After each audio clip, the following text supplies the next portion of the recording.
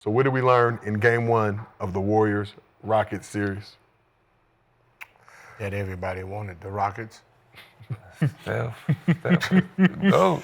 Houston, we have a problem. Steph is the GOAT. It's good to see Jimmy hooping, though. Jimmy showed up. Look, you said everybody wanted to see the Rockets. Everybody vying for that 7th spot when the Warriors lost to the Clippers in overtime to end the regular season. Talked about them potentially playing with fire, having to deal with the play-in. Obviously, they beat the Grizzlies to get that 7th spot. Now it appears that they're right where they want to be. They have the superstars. I mean, they have a superstar that's going to generate superstar fouls. I mean, it's the perfect team. It's no different than a couple years ago when we seen Memphis there and Sacramento, right? Mm-hmm. And you got Golden State and the Lakers, you know, at that, was it 6, 7 spot? What? The year the Grizzlies and Sacramento was 2 and 3. Yeah. Right, and you're facing Lakers, LeBron and Steph Curry, and you have no chance. Right, all that regular season shit that people talk about, obviously it doesn't work. Josh said I'm fine in the West. Oh yeah, that series. He was not. Right now, as you can see, that the style you played in regular season against Steph is not going to work in the playoffs. And when it comes down to it, who does Houston actually give the ball to? That's my thing. They don't actually have a star player, right? They have to play great as a team, right? You know, a star player that's going to demand the ref's attention and that's going to demand the fouls. They don't have that guy, right? And Sengun he hasn't put in enough work for a ref to give him the benefit of the doubt when it comes down to the end of the game. So, the last 5 minutes where your star player takes over, they don't have that, right? So, when you look at that from a veteran team, that is the team you wanted to play. Yeah. Mm-hmm. So, Gil, like you mentioned, Rockets had 7 players average double figures this season. Jaylen Green led the team with 21 points per game. Sengun was at 19 points per game. Sengun was the only one. Somebody said y'all said Golden State wasn't going to win. No, nobody said y'all. No, we didn't. Well, I don't know who the fuck is y'all. We didn't. So we just said it was going to be a good series, but from the look of it, it looked like it's going to be over in 5. Praying for a team's downfall versus knowing what the reality I literally said two different things. For the Lakers playing Golden State in the second round with that team or playing a young Rockets team, I love our chances for the Western Conference Finals. You did say that. I know. But like I said, Rockets, 7 players average double figures. Jaylen Green, supposed to be that young emerging star, led the team 21 points per game during the regular season. Sengun was at 19 points per game, but Sengun only one who delivered in this game. Like we mentioned, Jaylen Green struggled, 7 points. Too young. He's too young. Rockets guard play left much to be desired. So how much will the Rockets not having a go-to guy in crunch time hurt them in this series? They need somebody to be able to go get a bucket. Green got to step up, man. You got to stop thinking, stop worrying about missing, and study the game. Whether they need him, they need him. Like his athlete, him going to the hole, dunking, and that could change the game. He got the same type of abilities, I feel like, as all these other young up-and-coming guards. So, but it's the summertime for him. I think he got to work on the in-between game because he relied too much on threes and dunking. So, yeah, take that away. You know, so funny watching him right now, Green, and watching Cade. Cade is a more sound basketball player.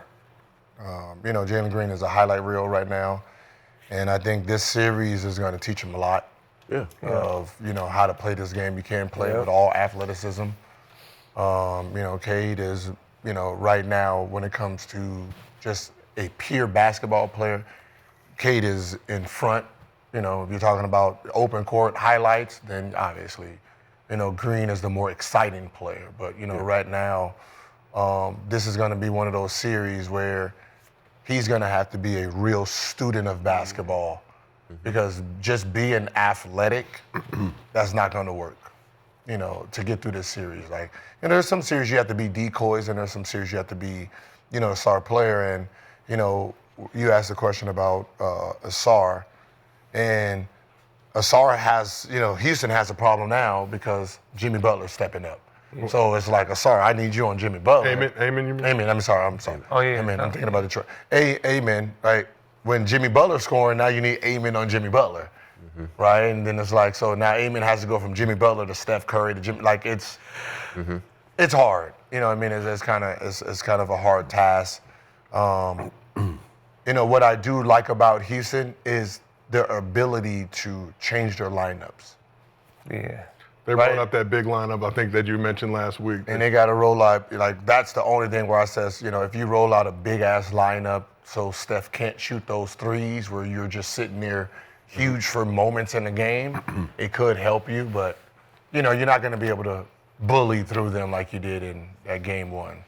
Yeah, this whole series is going to come down to experience. I just think Houston's just too young. And I think when you have Golden State that's hitting shots the way they're hitting, and you have Jimmy playing the way he's playing, it kind of like, it kind of brings you down when you're not used to those type of situations. Steph hitting that shot, that crazy shot, Steph coming down, hitting them long, them shits is like, them kind of like, that kind of bring your whole team down, especially when you're not used to it and don't know how to play through that. But yeah, I think this is going to be a good learning experiences for them, just to learn how to play basketball. We talk a lot about Steph's off-ball movement, too. You kind of would rather have the ball in his hands because as soon as he passes, as a defender, chasing this dude for 10, 12 seconds, coming off screens like. And his screening is very underrated, too. Nobody talk about how Steph get other players open. Like, he come down screen, that person over, get a backdoor cut. Now you got to worry about. So just the way he just played the game is just like, man, like you just. The only series, this is the only series, if Golden State wins, no one is looking at Houston like, oh, yeah, y'all. Nah. Like, this is probably the only.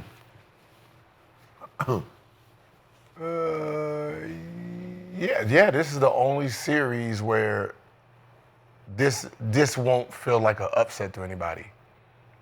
Like, you're playing against Steph Curry and Jimmy Butler, and you lose this series, no one's gonna be like, oh man, y'all are disappointment. It's just one of those things where it's expected. Yeah. Now if the Lakers lose, that's a little. That's we're what not does talking the about Lakers got to do with why this? Why you bringing up the Lakers? Shit about the Lakers. No, I'm just saying. I ain't no just saying. We talking about them. We're saying this team right here. Right, but you asked about other series. No, I didn't. I said you said this is the only series that if they lose, it'd be like, all right. But if the Lakers lose, it's gonna be kind of like. If Lakers lose, it's an upset.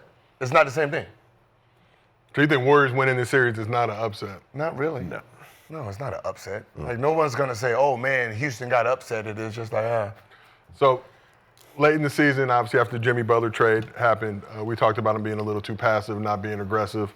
Steph, 19 shots in this game. Jimmy, 19 shots in this game.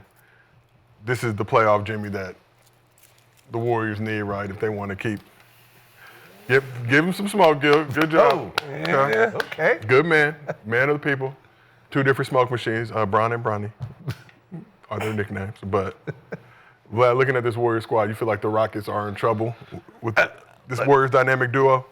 I'm from the Bay. It's going to be hard for me to say anything bad about the Warriors. Okay.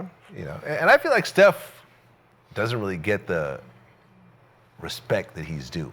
When you talk about the GOAT conversation, like, a lot of times you don't mention Steph in that conversation. Am I right? Mm-hmm.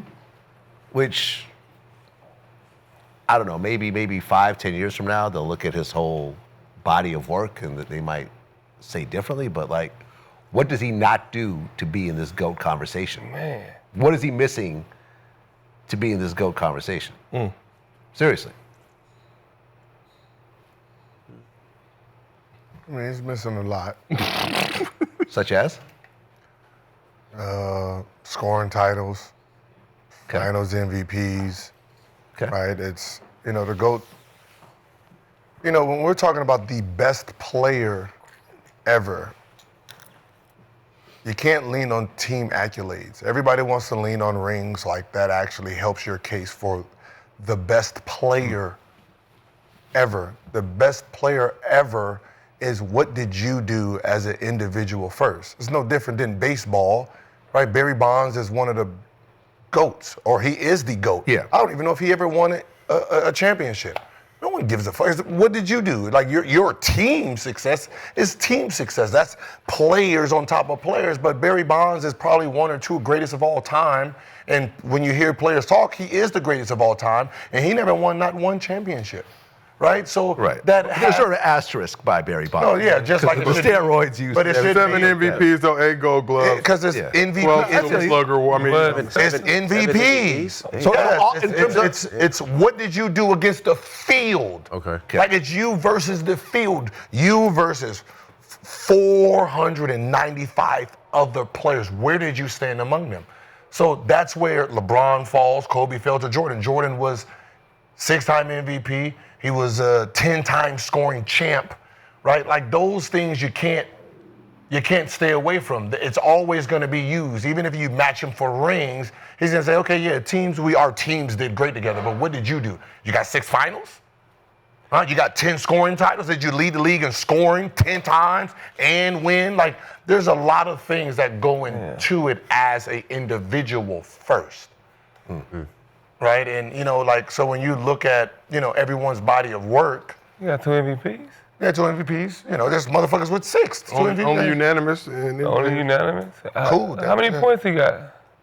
He's up there. But you're far away. Like even with Jokic and all of them, when you look at that top 10 and you take away rings and you say, let me see your body of work.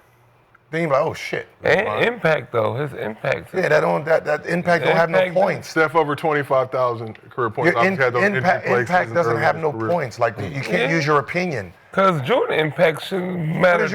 There's no take away impact. Things that I know. I want to be like Mike. What do I know? If you put a point, give me a point for everything you do. So would you put Steph all-time top 5? In my personal, yes. My personal, yes. Because with my personal, I say this. If I look at you, as in you line up all the greats, Steph looks like we're going to pick him last, right? When you're talking about you looking at Shaquille O'Neal, Wilt, you're looking at LeBron, you're looking at, Tim Duncan, you're looking at all these people. When you look at Steph, you're looking at, all right, you're last, right?